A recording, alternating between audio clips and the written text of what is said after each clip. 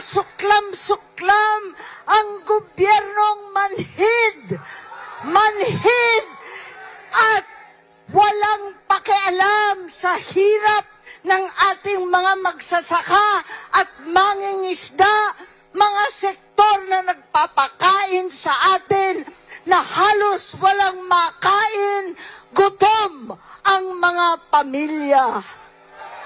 Wala silang pakialam.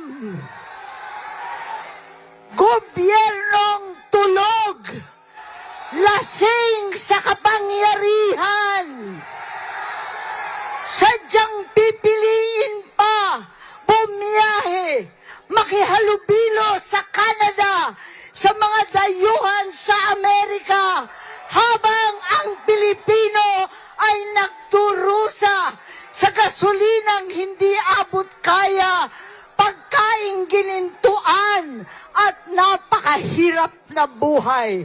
Wala silang pakialam. Pagkat itong gobyerno ay bangag, walang malay, nagkukunwaring hindi nakikita ang sambunton na ebidensya, ang dose-dosenang testigo, ang 18 higit pang mga Marines. Itong baha at flood control na lulunod sa atin lahat. Wala silang pakialam. Kaya marami po sa inyo naging kasama ko nung ating kabataan. At ang suot natin ay itong t-shirt.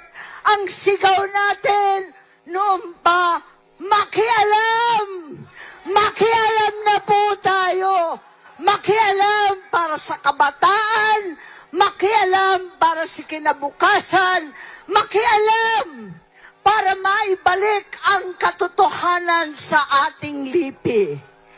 Panahon na maibalik ang katarungan, ang hustisya na hindi buktot at binabaluktot ang batas at saligang batas. Katarungan na pantay-pantay sa mahirap at mayaman. Katarungan na walang sino-sino, na walang pinipili na kaalyado o kalaban daw.